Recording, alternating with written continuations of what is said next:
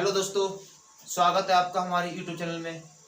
और देखिए, हम आज आपके लिए लेके आए हैं साइंस का। आज ये पार्ट तीसरा है।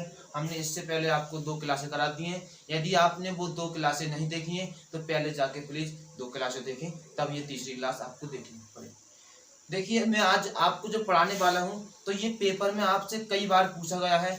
आप अगर कक्षा 10th में है तो आप जितने भी आपका जो साइंस का सिलेबस है वो हमारे यूट्यूब चैनल पर आपको मिल जाएगा। तो आप बिल्कुल सही जगह आए हो, ठीक है।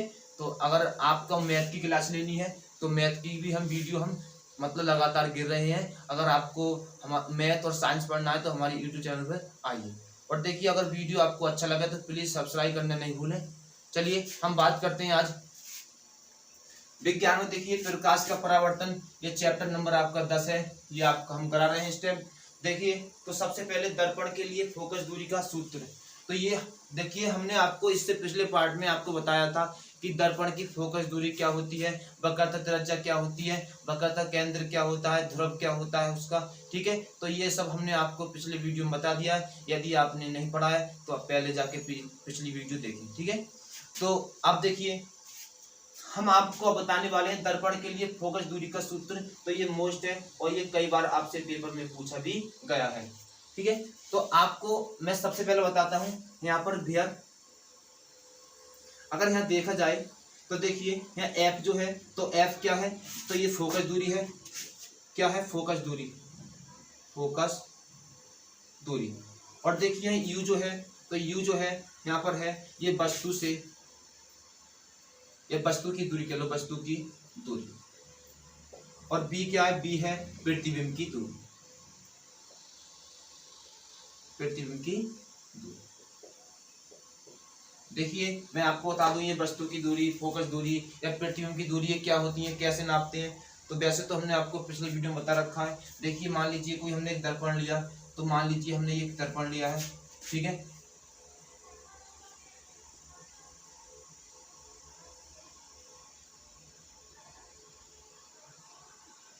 ठीक है, हमने क्या ले लिया? एक दर्पण ले लिया है। अब देखिए, ये इसकी मुख्य अक्ष हो गई, ठीक है, इसको ध्रुव बोलते हैं, ठीक है। तो अब इसके समांतर जो आने वाली किरणें हैं, किसके? दर्पण के समांतर आने वाली जो किरणें हैं वो टकराएंगी, और टकराने के बाद कहाँ जाएंगी? तो टकराने के बाद आप कहोगे भैया वापस जाएंगी। देखिए, तो ये प्रकाश की किरणें हैं, तो ये इसके समांतर गई हैं, ठीक है। इस प्रकार से मैं दिखा दे रहा हूं उन्हें, ठीक है। अब देखिए, टकराने के बाद इसका क्या होगा? रिफ्लेक्शन होगा, यानी कि इसका परावर्तन होगा। तो टकराने के बाद ये मुड़ेंगी, तो मान लो ये इस प्रकार से सब किरणें एक बिंदु पर मिल जाएंगी ये, और ये इसकी क्या होती है?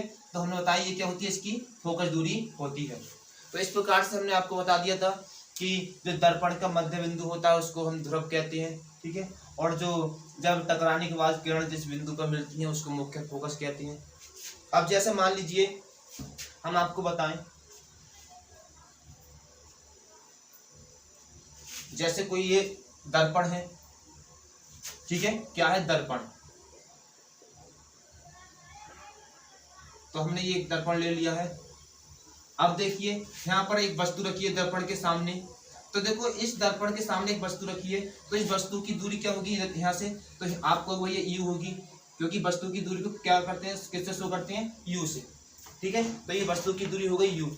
अब देखिए, मान लीजिए एक वस्तु है ए और बी रखी है, ओके। ये क्या है? एक वस्तु रखी है जिसको हम नाम दे दिया ए बी। अब देखो, ये ए बी से जो जाने वाली किरण होंगी मुख्य अक्ष के समांतर इस प्रकार से सीधी गई, ठीक है। ये आपकी मुख्य अक्ष है, ये वाली सीधी जो रेखा है उसे क्या बोलते हैं? मुख्य अक्ष बोलते हैं। क्या बोलते हैं इसे? मुख्य अक्ष, ठीक है। तो मुख्य अक्ष के समांतर जाने वाली जो किरण है, अब देखो टकरा के कहाँ गई? ये वापस आ गई, तो इस प्रकार से ये इधर को आ गई, ठीक है। अब देखो, ये दूसरी किरण यहाँ से ये जाती है, देखो ये हमेशा वक्रता केंद्र से होकर जाती है, ठीक है। तो मान लीजिए इसका वक्रता केंद्र यहाँ पर है, ठीक है। तो देखो ये इस प्रकार से वक्रता केंद्र से होकर गई, ठीक है। और ये टकराने के बाद ये इस प्रकार से मुड़ जाएगी, इस प्रकार। तो देखिए, अब इन दोनों किरणों ने एक दूसरे को किस जगह काटा? यहाँ काटा, ठीक है। तो यहाँ इसका क्या बनेगा? तो ये बनेगा प्रतिबिंब। क्या बनेगा? प्रतिबिंब। ये आपका मुख्य फोकस है। जो पहली किरण जो जागी टकराने के बाद कहाँ जाएगी, मुख्य फोकस से होकर। ठीक है, अब देखिए इसका प्रतिबिंब ये बना, यहाँ पर हमने ए बी का प्रतिबिंब मान लीजिए ए डैश और बी डैश। प्रतिबिंब का मतलब होता है यहाँ पर उसकी परछाई मान सकते हो एक प्रकार से। ठीक है, तो ए डैश बी डैश। तो बताइए यहाँ से ये ध्रुव है, ध्रुव से ए डैश बी डैश यहाँ तक की दूरी जो होगी वो बी होगी, क्योंकि हमने आपको क्या बताया कल आपको बता दिया है कि जो एफ जो होती है फोकस दूरी होती है, यू होती है वस्तु की दूरी होती है, और बी क्या होती है, प्रतिबिंब की दूरी होती है।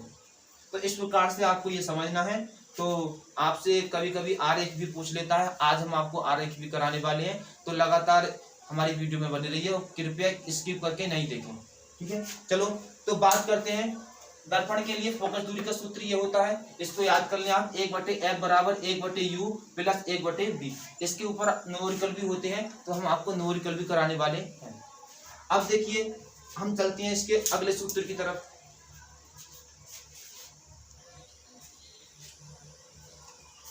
देखिए दोस्तों, अगला टॉपिक है रेखीय आवर्धन। तो रेखीय आवर्धन किसे कहते हैं, तो ये भी आपसे पेपर में कई बार पूछा गया है। ठीक है, तो रेखीय आवर्धन किसे कहते हैं, तो सबसे पहले समझिए रेखीय आवर्धन होता क्या है। तो देखिए ये वस्तु है, क्या है, वस्तु रखिए। अब इस वस्तु का क्या बना है, इस जगह ये प्रतिबिंब बना है। तो इस वस्तु की जो लंबाई है, मान लीजिए वस्तु की लंबाई ये है h, और प्रतिबिंब की लंबाई क्या है, h डैश मान लीजिए। h हमने इसलिए माना है कि लंबाई हाइट कह सकते हो, और हाइट का पहला अक्षर h। तो देखिए प्रतिबिंब की लंबाई जो है, तो प्रतिबिंब की लंबाई तथा वस्तु की लंबाई, इन दोनों के अनुपात को क्या कहते हैं, रेखीय आवर्धन कहते हैं। तो देखिए हमने लिखा है प्रतिबिंब की लंबाई तथा वस्तु की लंबाई के अनुपात को रेखीय आवर्धन कहते हैं, और इसे m से प्रदर्शित करते हैं। तो देखिए यहाँ पर हमने सूत्र की सहायता से आपको बताया है कि m बराबर प्रतिबिंब की लंबाई बटे वस्तु की लंबाई। प्रतिबिंब की लंबाई कितनी है, तो h डैश है, और वस्तु की लंबाई कितनी है, हमने h मानी है, और इसके बराबर माइनस की b बटे u भी होता है। तो ये सब फार्मूले आप नोट करते हुए चलें, क्योंकि आपको अभी सवाल कराएंगे, इसके न्यूमेरिकल कराएंगे, तो उसमें इन सब का यूज होने वाला है। चलिए अब चलते हैं अगले टॉपिक की तरफ। ठीक है, तो आपने रेखीय आवर्धन भी आपने पढ़ लिया, तो आइए अगले टॉपिक की तरफ। देखिए दोस्तों, अब हम बात करते हैं कि गोलीय दर्पण द्वारा प्रतिबिंब का बनना। तो देखिए किस प्रकार से गोलीय दर्पण द्वारा प्रतिबिंब बनते हैं, हम आपको चित्र की सहायता से आपको एक एक करके सब समझाएंगे। ठीक है, तो सबसे पहले हम बात करते हैं नंबर 1। मान लीजिए कोई दर्पण है, देखिए ये दर्पण दिया है आपको। ठीक है,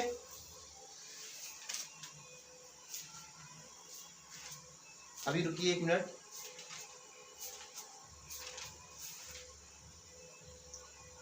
हाँ सही है, देखिए ये आपके सामने एक दर्पण है।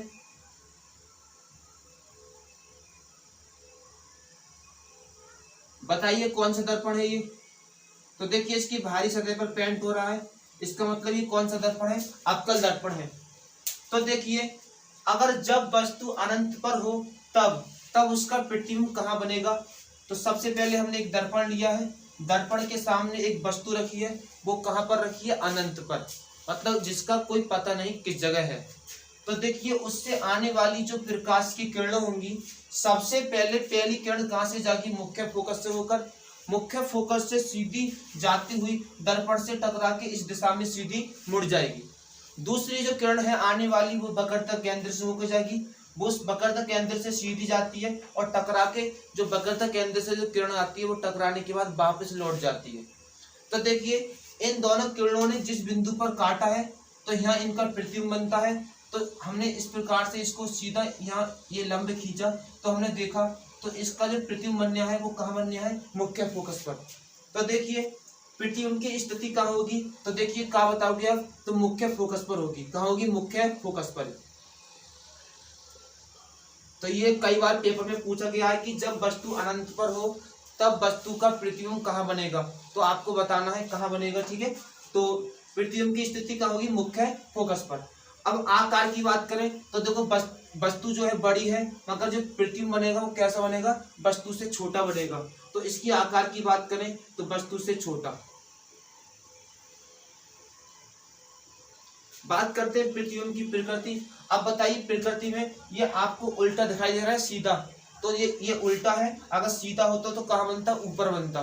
तो कैसा है, ये उल्टा है, ठीक है। और देखो एक होता है आभासी और एक होता है वास्तविक। वास्तविक का मतलब ये होता है कि वास्तव में आपका प्रतिबिंब बना है कि नहीं, और आभासी का मतलब हम इस प्रकार से डॉट डॉट करके बनाते हैं, वो प्रतिबिंब कौन सा होता है, वो होता है हमारा आभासी। तो लेकिन यहाँ तो हमारा प्रतिबिंब वास्तव में बना है। देखिए इस प्रकार से हम आपको दिखा रहे हैं यहाँ पे, देखिए तो ये वास्तव में बना है, ठीक है। तो हम क्या लिखेंगे यहाँ पर, देखिए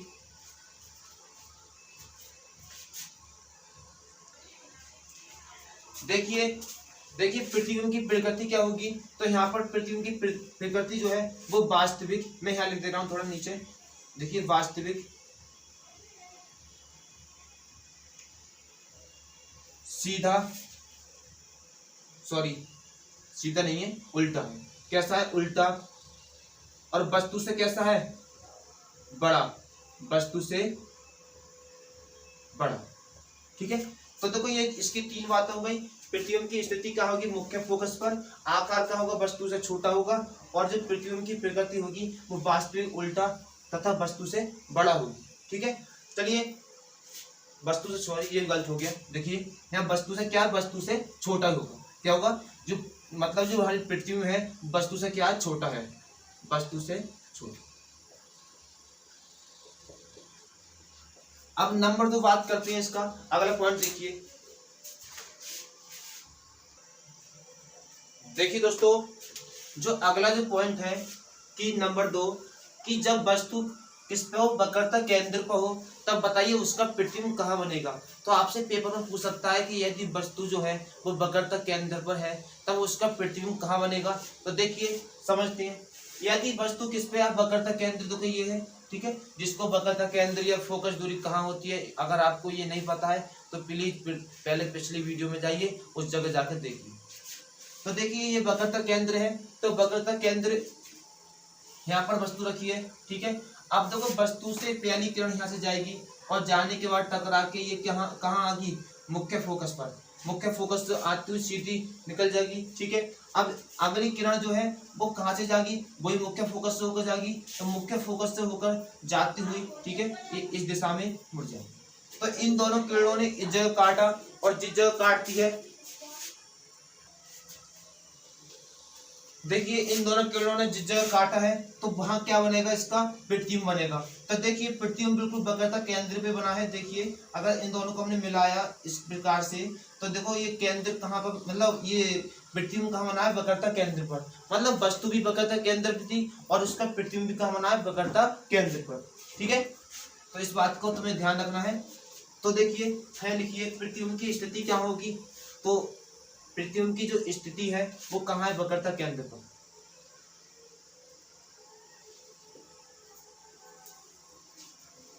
आकार जो होगा, तो देखिए जितनी बड़ी वस्तु है उतनी बड़ी क्या होगा, प्रतिबिंब। तो हम कह सकते हैं आकार जो होगा वस्तु के बराबर होगा, वस्तु के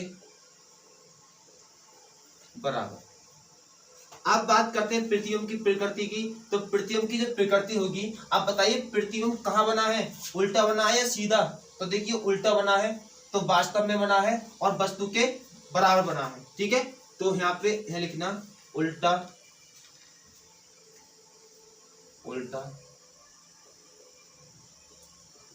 वास्तविक तथा वस्तु से बड़ा, ठीक है। अब देखिए, तो अब बात करते हैं नंबर, अगले नंबर की, ठीक है। चलिए आइए,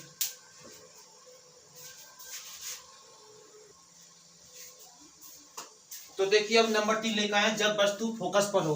तो देखिए जब वस्तु फोकस पर होती है तो देखिए क्या, मान लीजिए आपका फोकस ये है, यहाँ पर आपकी वस्तु रखिए ए और बी, ठीक है। अब देखिए जब वस्तु खुद ही फोकस पे है तो किरण, अब देखो फोकस पर होकर तो जाएगी नहीं। तो देखिए किस प्रकार से, देखो हम यहाँ किरण को गुजारते हैं, तो इस प्रकार से देखो पहली किरण यहाँ से जाती है सीधी इस प्रकार से, और दर्पण से मतलब टकराने के बाद कहाँ की, वापस आ गई इस प्रकार से। तो हमने पीछे हटाकर देखा इस प्रकार से, तो ये पीछे हटा लिया। दूसरी किरण देखो ये मुख्य अक्ष के समांतर जाती है और टकराने के बाद कहाँ जाती है, मुख्य फोकस पर। अब इन दोनों किरणों को जब इसी प्रकार से पीछे हटाते रहोगे ऐसे, तो एक समय ऐसा आएगा कि ये दोनों आपस में क्या होंगी, मिल जाएंगी। तो उसी जगह क्या बनेगा, इसका ट्रिटियम बनेगा। तो देखिए यहाँ पर जो ट्रिटियम की स्थिति है बताइए कैसी है। तो ट्रिटियम बताइए कहाँ बनेगा, नीचे बनेगा या ऊपर, ठीक है, या उल्टा बनेगा या सीधा। तो देखिए यहाँ ट्रिटियम जो बनना है, सबसे पहले ट्रिटियम वस्तु से कैसा बनना है, छोटा बनना है और खूब छोटा बनेगा, ठीक है, कहीं जाके खूब छोटा। तो यहाँ पे वस्तु ट्रिटियम की स्थिति है वस्तु से छोटा, ठीक है। ट्रिटियम की स्थिति हो गई और कैसी हो गई, वस्तु से छोटा।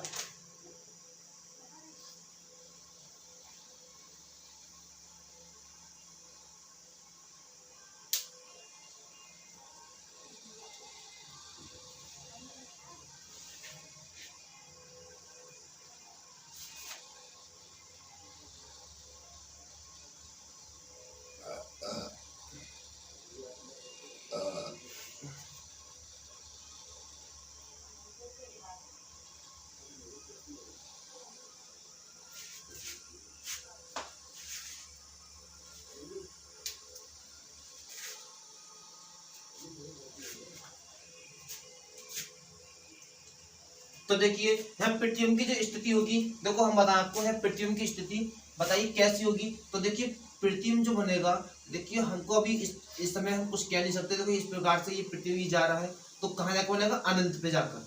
कहाँ बनेगा, अनंत पे जाकर। तो आपको लिखना है जो ट्रिटियम की स्थिति है वो क्या है, अनंत पर, अनंत पर, ठीक है। अब आकार की बात करें तो ये वस्तु से बहुत बड़ा होगा, क्योंकि देखिए इस प्रकार से नीचे जाता जाएगा। मान लो हमारी मुख्य अक्ष तो ये है, तो इससे ये नीचे जाता जाएगा, तो इस प्रकार से खूब बड़ा एक प्रतिबिंब बनेगा। तो हम क्या, हम ये लिखेंगे वस्तु से बड़ा, वस्तु से बड़ा।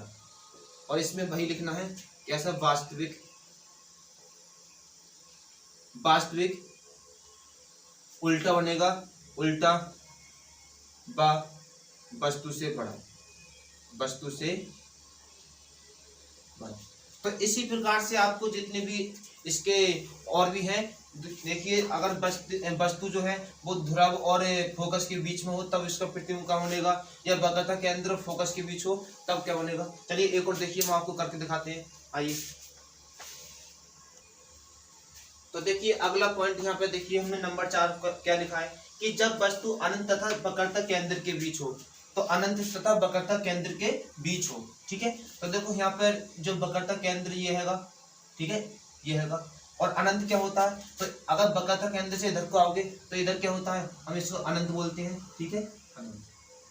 तो वस्तु देखिए अनंत और वक्रता केंद्र के बीच यहाँ रखिए।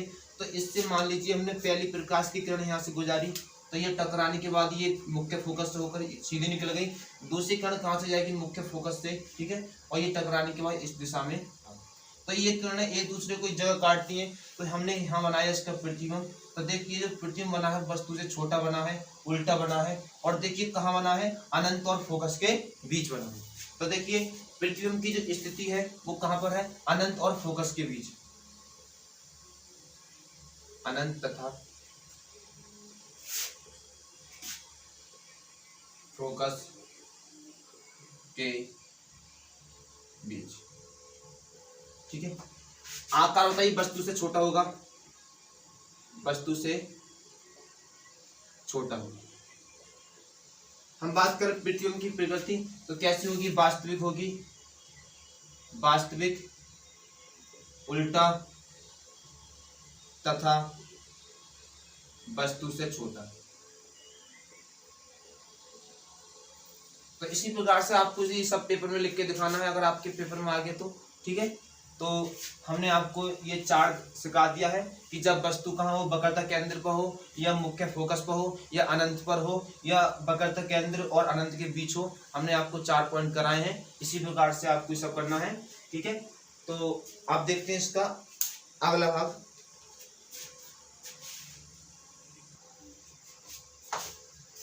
चलिए मिलते हैं इसके अगले पार्ट में, ठीक है। तो अब अगले पार्ट में हम आपको नोट कराएंगे। तो गोलीय दर्पण से संबंधित जितनी परिभाषाएं थी या जितने भी आपको ये इमेज थे जिनका प्रतिबिंब बनाना था हमने वो आपको सिखा दिया है। तो मिलते हैं इसके अगले पार्ट में, आपको हम उसमें नोए का कराएंगे कैसे गोलीय दर्पण द्वारा हम सवालों को हल करेंगे। ठीक है, तो अगर आपको हमारा वीडियो अच्छा लगा तो प्लीज़ लाइक करें, सब्सक्राइब करें और बेल आइकन दबाना नहीं भूलें। चलो मिलते हैं इसकी अगली वीडियो में। जय हिंद।